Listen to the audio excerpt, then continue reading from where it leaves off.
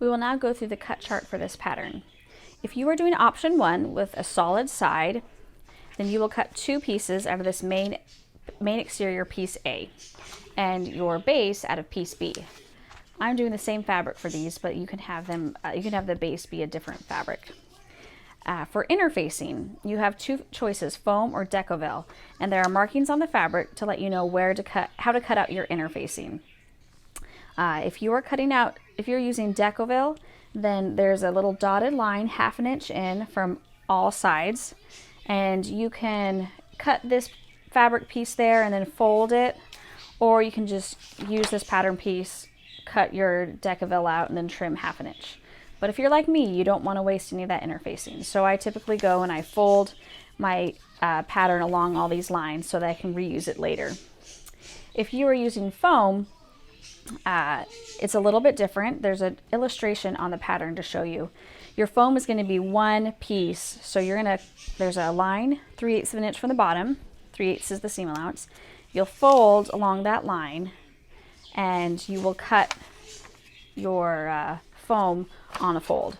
Now, actually folding foam and cutting 2 layers of it is really difficult. So I typically just cut 1 layer and then, but I don't cut this edge. So I cut all the other edges, turn my piece and cut the other side. And then I have my 1 long piece of foam. Now the foam is you cut 1/2 inch off at these corners down here and 1/2 inch off the top, but you will be sewing the foam into the side seam. Now, if you have a fusible foam, Decovil is fusible. The foam that I use is not, but if you have fusible foam, you can cut it off cut it out of the seams as well. I just find that fusible foam sometimes gets wrinkly, so I prefer not to fuse my foam to my fabric. And that's why your foam you'll cut all the way to the edges. If you're using if you're making option 2, then you will cut out, oops, I got these mixed up. You will cut out 2 piece C's for your exterior and then 1 piece D, which is, I call it the tall base because the other base just goes on the bottom, but this base is taller. And there's places to put optional purse feet that are marked in the pattern. For this option, there are pieces marked on the fabric if you were using Decovil. But if you were using foam, then you're going to need that piece A piece and cut out the foam as one long piece.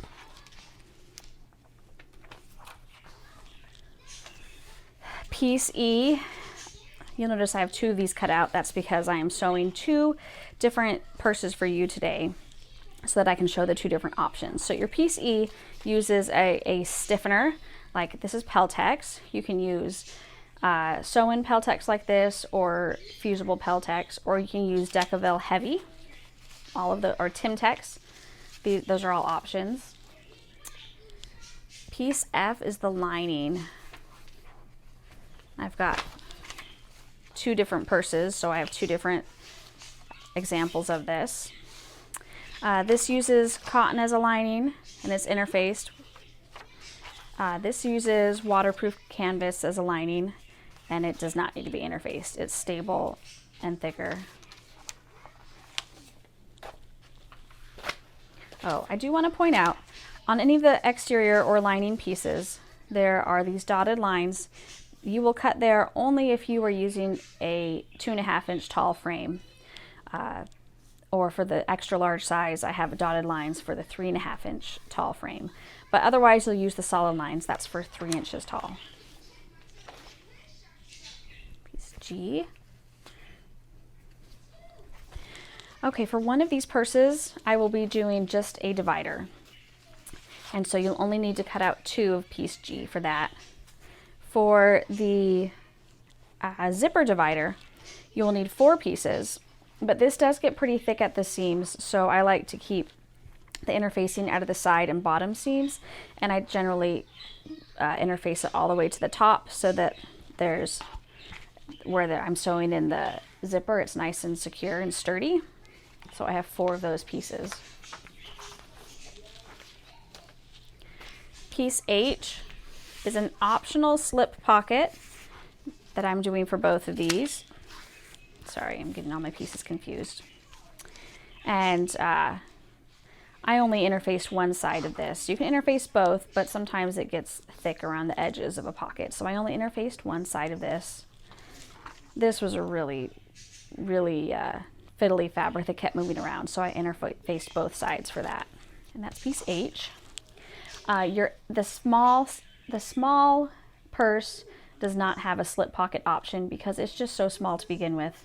The size of pocket that you would be able to fit in it would barely be able to fit anything. And the small size also doesn't have a divider option.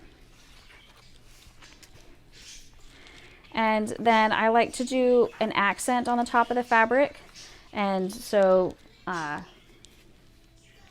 for this fabric, I picked this as the top accent. This is actually the lining, and this is the exterior. I just wanted it to pop on the inside of the pocket. You can use your lining for the pocket and your base fabric for the top. That's what I'm doing for this pocket. Lining for pocket, exterior and base fabric for the top. Either way, I like to have a thicker fabric on top so that the top of the fabric doesn't slouch. And that is piece J and piece H, or piece I and H. And then piece J, these are optional strap connectors. If your frame has hooks at the top, chain loops at the top, then you don't need these, but you do need something to hook your strap to. And so if your frame does not have loops, then you'll need to cut out strap connectors to attach to the side. This is where they will attach on the side, and then when you add the frame, they face upward.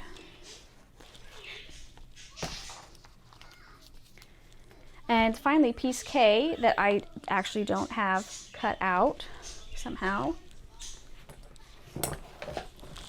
But piece K will be what you cut your strap with, what you make your strap with. Now, this strap is made by cutting one really long piece and then putting it through the swivel hooks. Then you sew it together, and then you fold it and sew it.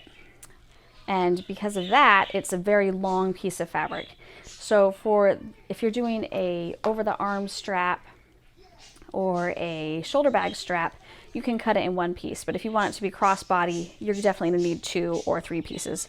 So the cutting chart gives instructions on how to do that. But basically, you take your desired width of the strap and you multiply it by 2. And then you add the width of the fabric strap. Now the width of the fabric strap is twice the diameter of your swivel hook. So for this, it's 3/4 of an inch. I'm going to cut out a 1.5 inch strap. And for this, I cut 2 pieces. It might have actually been 3